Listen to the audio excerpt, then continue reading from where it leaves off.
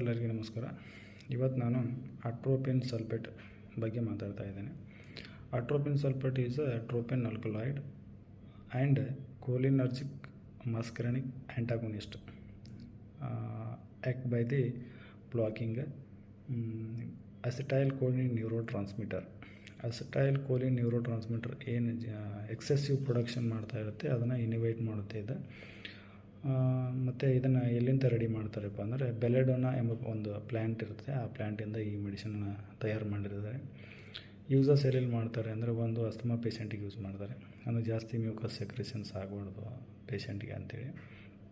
ಆಮೇಲೆ ಅಪ್ಥಾಲ್ಮಿಕ್ ಪ್ರೊಸೀಜರಲ್ಲಿ ಪೂಪಿಲ್ ಡೈಲಿಟೇಷನ್ಗೆ ಅಂತ ಯೂಸ್ ಮಾಡ್ತಾರೆ. ಆಮೇಲೆ ಡಯಾರಿ ಪೇಷೆಂಟಿಗೆ ಯೂಸ್ ಮಾಡ್ತಾರೆ. ಜಾಸ್ತಿ ಲೂಸ್ ಮೋಷನ್ ಯಾರಿಗೆ ಆಗ್ತಾ ಇರುತ್ತೆ, ಜಾಸ್ತಿ ವಾಮಿಟಿಂಗ್ ಆಗ್ತಾ ಇರುತ್ತಲ್ಲ ಅಂಥವ್ರಿಗೆ ಇದನ್ನು ಮೆಡಿಸಿನನ್ನು ಯೂಸ್ ಮಾಡ್ತಾರೆ. ಬ್ರೆಡಿಕಾರ್ಡಿ ಆದಾಗ ಯಾರಿಗೆ ಸಡನ್ನಾಗಿ ಹಾರ್ಟ್ ರೇಟ್ ಫಾಲೋ ಆಗುತ್ತೆ ಅಂಥ ಸಮಯದಲ್ಲಿ ಇದನ್ನು ಯೂಸ್ ಮಾಡ್ತಾರೆ.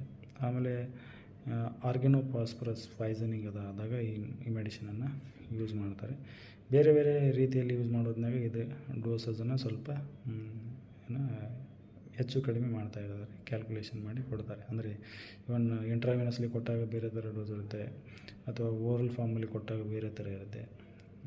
ಆ ಥರ ಅಂದರೆ ಡೋಸಸಲ್ಲಿ ಸ್ವಲ್ಪ ಇರುತ್ತೆ. ನಾನು ಸದ್ಯಕ್ಕೆ ಹೇಳ್ತಾ ಇರೋದು ನಿಮಗೆ ಇಂಟ್ರಾವಿನಸ್ಲಿ ಕೊಡಬೇಕಾದ್ರೆ 0.05 mg per kg ಕೊಡ್ತಾರೆ. ಸೊ ಆನ್ಸೆಟ್ ಆಫ್ ಆ್ಯಕ್ಷನ್ ಇದ್ರದ್ದು ಎಷ್ಟು ಇರುತ್ತಪ್ಪ ಅಂದರೆ ವಿತಿನ್ ಮಿನಿಟ್ನೊಳಗೆ ಇದು ಆ್ಯಕ್ಷನ್ ಆಗುತ್ತೆ. ಡ್ಯೂರೇಷನ್ ಆಫ್ ಆ್ಯಕ್ಷನ್ ಬಂದ್ಬಿಟ್ಟು 1/2 hour to 1 hour ಇರುತ್ತೆ.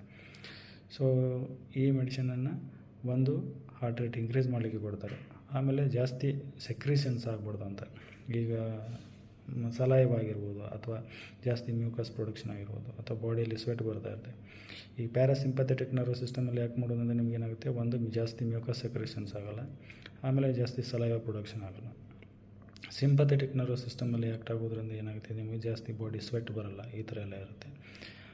ಆಮೇಲೆ ನಿಮಗೆ ಏನಾಗುತ್ತೆ ಅಂದರೆ ಸೈಡ್ ಎಫೆಕ್ಟ್ ತುಂಬಾ ಇರುತ್ತೆ. ಸೊ ಮೆಡಿಸಿನ್ ಯಾವುದೋ ಮೆಡಿಸಿನ್ ಕೊಡಬೇಕಾದ್ರೆ ನಾನು ಹೇಳಿದಾಗೆ ನೀವು ಹಾಸ್ಪಿಟಲೈಸ್ಡ್ ಪೇಷೆಂಟ್ಗೆ ಡಾಕ್ಟ್ರು ಹೇಳಿದ ಮೇಲೆ ಈ ಮೆಡಿಸಿನನ್ನು ಯೂಸ್ ಮಾಡಬೇಕು.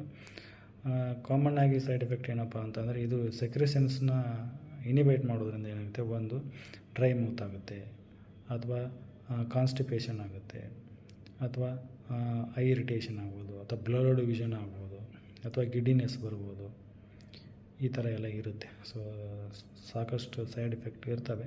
ಸೊ ನೀವು ಹಾಸ್ಪಿಟಲೈಸ್ ಇದ್ದಾಗ ಡಾಕ್ಟ್ರನ್ನ ಇನ್ಫಾರ್ಮೇಷನ್ ಅವರ ಗೈಡೆನ್ಸ್ ಪ್ರಕಾರ ನೀವು ಮೆಡಿಸಿನನ್ನ ಇಂಜೆಕ್ಟ್ ಮಾಡಬೇಕು. ಅಪ್ಥಾಲ್ಮಿಕ್ ಪ್ರೊಸೀಜರಲ್ಲಿ ನಿಮಗೆ ಡ್ರಾಪ್ ಥರ ಯೂಸ್ ಮಾಡ್ತಾರೆ. ಡ್ರಾಪ್ಸ್ ಹಾಕಿ ಪೂಪಿಲ್ ಡೈಲಿಟೇಷನ್ ಎಲ್ಲ ಕೊಡ್ತಾರೆ.